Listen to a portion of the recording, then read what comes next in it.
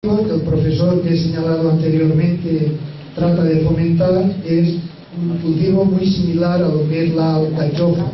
Inara cardúnculus es el nombre de la especie. Es una especie que verán por qué resulta interesante. Esta no es la especie anterior, pero es de la misma familia. Fíjense que podemos durante los meses de invierno conseguir que una pequeña plántula en tan solo 2 meses alcance su desarrollo radicular prácticamente 1 metro de profundidad. Este es el secreto de algunos de estos cultivos. ¿Qué es lo que se hace en España desde el punto de vista de organización territorial? La Comunidad de Madrid ha sido un ejemplo, pero se va extendiendo por otras comunidades. Y tenemos la Comunidad de Madrid dividida en una serie de zonas, y aquí se ha valorado la cantidad de residuos procedentes de poda o de otros subproductos de tipo forestal que podrían de alguna manera llegar a convertirse en mini centrales eléctricas a partir de biomasa. Entonces, el profesor que antes señalaba establece unos radios del orden de unos 30 kilómetros para de alguna manera llegar a centrales eléctricas con una potencia de 10 megavatios que serían equivalentes, es decir, que permitiría sustituir la cantidad de 25.000 toneladas equivalentes de petróleo. ¿Cómo se podrían atender estas centrales? Pues ocupando de alguna manera el 20% de la superficie de secano y ocupando el 50% de los residuos de podas o residuos forestales. Ahí tenemos el por qué en España no se produce realmente cultivos energéticos. Aquí tenemos los rendimientos que se podría obtener derivando estos cultivos a etanol, pero como realmente la producción alimentaria es hoy por hoy más interesante, nadie piensa en derivar estos granos a producción de bioetanol. En el caso del girasol han habido varias empresas, sobre todo en el sur de España, que han apostado para el cultivo, para recuperar lo que en algún momento llegaron a ser más de 2 millones de hectáreas dedicadas al cultivo del girasol. Han habido intentos loables, pero en este momento hay que decir que el girasol tampoco es un cultivo que se dedique en nuestro país a los cultivos energéticos. Sin embargo, algunas empresas han hecho estudios, están de alguna manera entusiasmando a agricultores mediante una serie de contratos para tratar de fomentar estos cultivos. Estos son algunos ejemplos. ¿Cuál puede ser una alternativa en la que algunas empresas están dedicadas? Pues puede ser el cultivo de algas. Aquí pueden ver cómo realmente en invernaderos se pueden llegar a cultivar algas que al no competir con los cultivos alimentarios podrían ser una alternativa.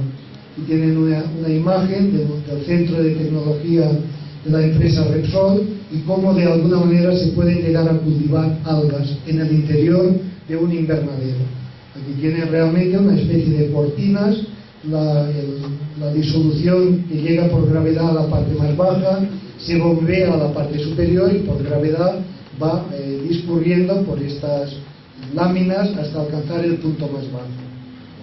Las algas tienen varias ventajas. Por un lado, fijan CO2, serían amigables con Kioto, no transpiran, eso significa que no van a comprometer el consumo de agua,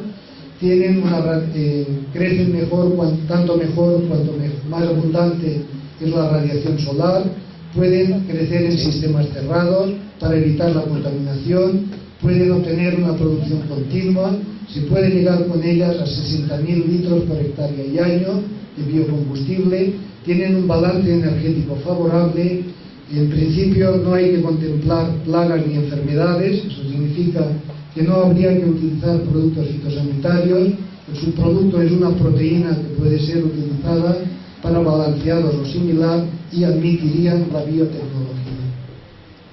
Y pueden ver realmente algunas de las algas que se están empleando en este centro para obtener nada menos que biogás, para producir el metano o el butano. Y pueden ver realmente el sistema anterior, los carbohidratos pueden ir dirigidos a bioetanol, que es lo que en este momento piensan la mayor parte de los investigadores, pero también cabe la posibilidad de disponer de propano. Así es como nosotros cultivamos estas algas en plan experimental, en unos tanques cerrados, que luego van a ver. Por ahí circula el medio de cultivo y mediante un material geotextil las algas van descendiendo de tal manera que cuando lleguen al final de ese recorrido han alcanzado la fase madura y pueden ser recolectadas. Este es el dispositivo experimental. Lógicamente, hasta ahora casi todo el mundo que trabaja con algas está pensando en emplear CO2 puro. Eso, desde nuestro punto de vista, es un proceso que energéticamente es insostenible. No podemos del aire separar el CO2, que está en una proporción muy pequeña, y conseguir comprimir este aire, transportarlo y emplearlo. Nuestro propósito es emplear gases de escape de las propias refinerías, tal cual salen de las chimeneas.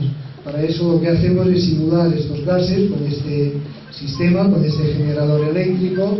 Medimos con estos dispositivos la concentración y pueden ver que estamos trabajando con gases cuya concentración en CO2 es del 10 u 11%. De esta manera se puede llegar a producir, de acuerdo con las algas, o proteína o aceite, que tras el proceso correspondiente de extracción puede ser utilizado para biocombustible. Otra experiencia que está resultando muy interesante es el cultivo de quenaf en el interior de invernaderos. Y pueden ver el cultivo del quenaf al cabo de un mes de la siembra. Y aquí pueden ver realmente en un ensayo de diferentes densidades, a 10 por 10 o 10 por 20 o 20 por 20 centímetros de separación, tras 92 días de cultivo, 3 meses, se llega a fijar del orden de 1.200 kilos de CO2 por hectárea y día. Esa es una cantidad que ha animado a muchas empresas a continuar con este tipo de ensayo. ¿Qué es lo que se pretende en este momento a nivel mundial y en particular en algunos países para poder capturar CO2? De alguna manera acreditar capturas de CO2. Para ello hay unos mecanismos que se llaman ERICO-GADIANS, que son los que, debidamente instalados, permiten conocer el flujo de CO2 que captura un cultivo a lo largo de un día, una semana, un mes o a lo largo de un ciclo completo. Estos son los dispositivos experimentales. Este es el sensor triaxial que mide la velocidad del viento y una estación meteorológica que integra todo esto. ¿Esto qué es lo que nos va a permitir? Certificar de alguna manera experiencias que permitan acreditar cuánto CO2 de verdad se fija de forma neta por un cultivo y, consecuentemente, deducir de los gases de las emisiones consignadas la parte correspondiente. Así es como se pueden hacer estudios en determinadas especies. Nosotros esto lo estamos llevando a cabo en especies de hoja perenne, como pueden ser los cítricos o el olivar. Y aquí tienen de una forma muy esquemática cuál es la teoría de este procedimiento. Y ya para terminar, decirles que un ilustre romano nacido en España, en Andalucía, como era Columela, decía hace ya muchos años que 8 hombres y 2 bueyes trabajando en un latifundio cultivaban 25 hectáreas y obtenían 8.000 kilos de grano. Prácticamente, a pesar de los grandes avances del siglo XX, estamos en una situación lamentablemente muy similar, pero él mismo concluía que sin agricultores es evidente que los hombres no pueden subsistir ni siquiera comer. Con ello doy por terminada mi intervención, dándoles las gracias por su atención.